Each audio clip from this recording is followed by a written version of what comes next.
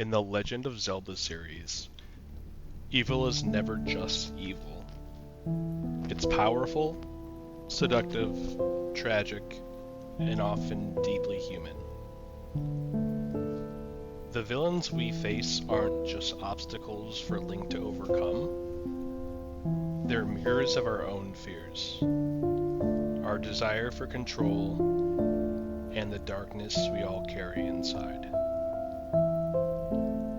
Today, we're diving into the psychology of Zelda's most iconic villains, what makes them tick, what drives them mad, and what they reveal about power, identity, and the human condition. Ganondorf is perhaps the most iconic villain in Zelda's mythos. He's not just the big bad, he's the big bad. The constant return of darkness, the reincarnation of Demise, the ambitious king who always seeks to seize the world. But Ganondorf is not simply evil for the sake of it. His psychology is rooted in scarcity, resentment, and a hunger for justice, at least from his point of view. In the Ocarina of Time, Ganondorf is the only male born into the Gerudo tribe in 100 years. He's raised in a culture of warrior women in a desert kingdom, marginalized and deprived. Hyrule, by contrast, is a lush, sacred land of prosperity and divine protection. From Ganondorf's perspective, he's not just conquering for power, he's seizing what has always been denied to his people. This reflects a classic psychological archetype, the tyrant who sees himself as a liberator. He doesn't believe that he's evil. In fact, he may believe that he's the hero, rectifying injustice through domination. It's one of the most human moments in Zelda's history. Here, Ganondorf reveals a longing, not just for power, but for what others have. That's envy. That's trauma. That's generational resentment. Psychologically, he embodies Nietzsche's will to power, but also Freud's theory of repetition compulsion. Ganondorf cannot stop himself from seeking domination because he is doomed to repeat the cycle of conquest, even if it ultimately leads to his own destruction. Where Ganondorf is order corrupted, Majora is something else entirely, pure chaos. It has no clear motive, no kingdom, no plan. It just is, and it wants to destroy everything. Majora's Mask is a game drenched in anxiety. The moon is falling, time is looping, everyone is doomed, and at the center of it all is a childlike trickster wearing a cursed mask. Majora taps into a different psychological fear, the loss of control. Unlike Ganondorf, Majora doesn't offer a clear reason or even a logic to its actions. It's an entity of madness, and that's what makes it terrifying. Some fans interpret Majora as a symbol of nihilism. It mocks the meaning we try to impose on the world. It laughs at our efforts to save it. If Ganondorf is the tyrant, Majora is the void. In Jungian psychology, it's the shadow without a self, the pure ID, destructive and unbound. Skull Kid, the wearer of the mask, is an important psychological character too. He's He's lonely. He feels abandoned by his friends. He lashes out in pain.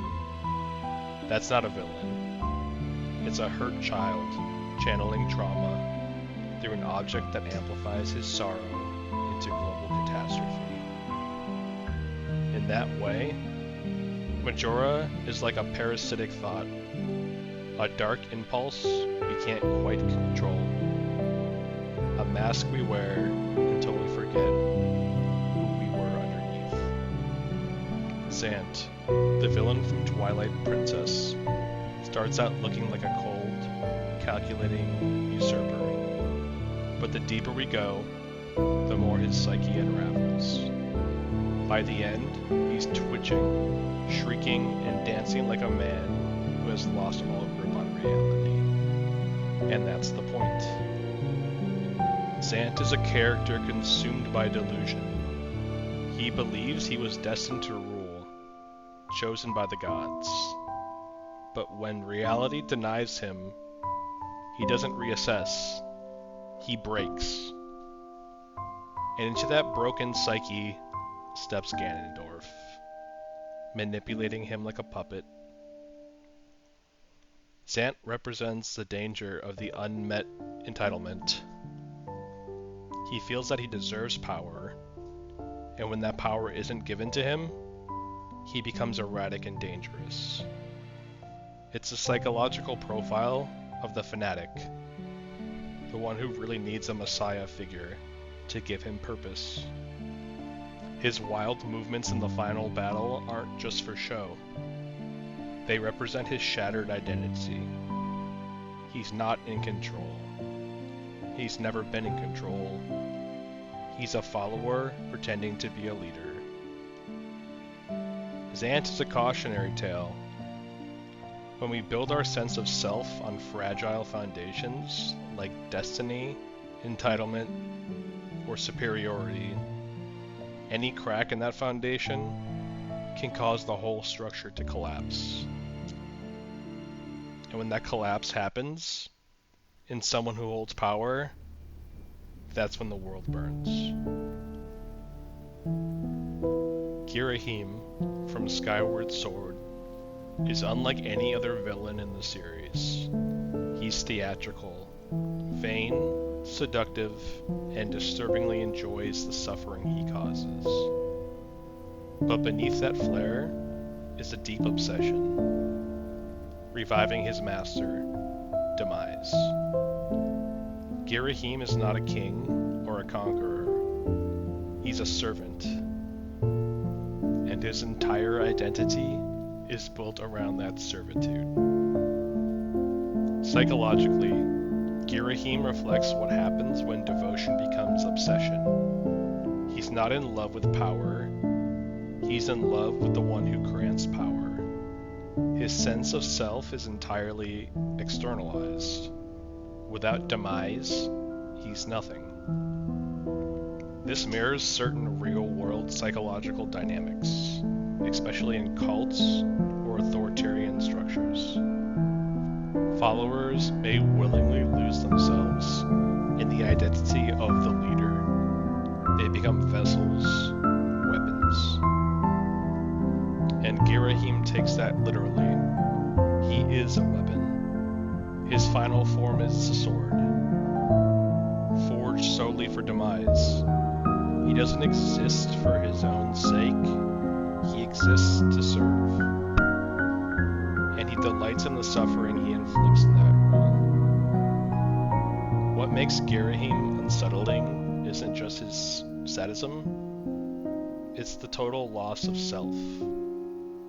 His madness is tied to submission, not domination. He's the inverse of Ganondorf. Instead of seeking to rule the world, he wants to be ruled, completely, irrevocably, and violently. Demise is the origin, the proto-Ganon, the embodiment of hatred itself. Where other villains have nuance or vulnerability, Demise is terrifyingly pure.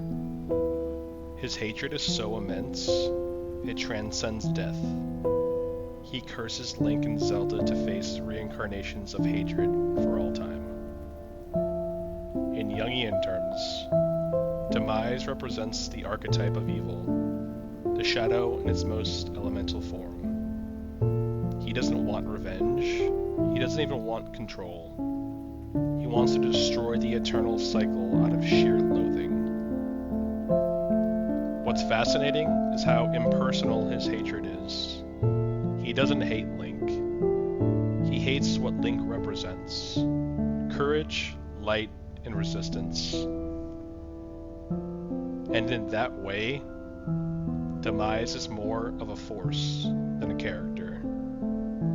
He's a trauma loop, a cosmic grudge, an eternal recurrence of vengeance.